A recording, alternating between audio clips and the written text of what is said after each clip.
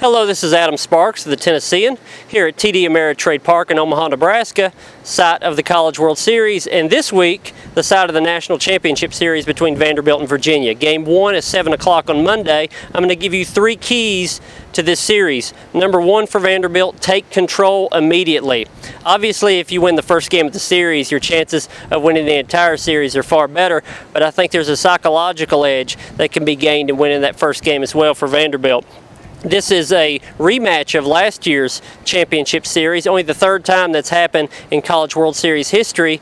I think for Vanderbilt, if they win the first one, there's a far better psychological advantage in that. These two teams have distinctly different personalities.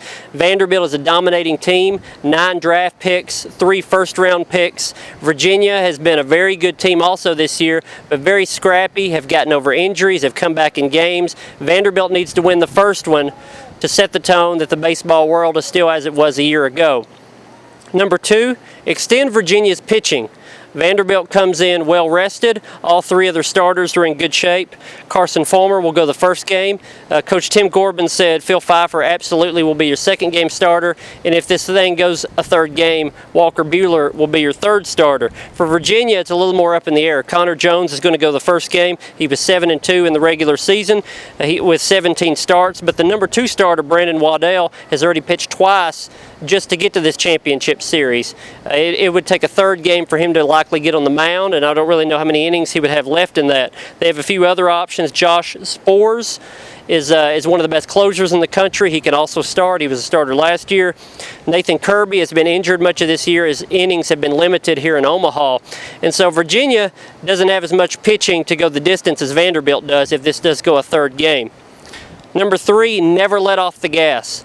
Vanderbilt during the year would score early, would tend to hang on to most of those games. Here in Omaha, they've had to come back with late inning dramatics, but in the last game they won easily 7-1 against TCU in the semifinal. But if you look at that game, they had 11 hits through 5 innings. That's what they finished with. They need to continue that offense into the late innings.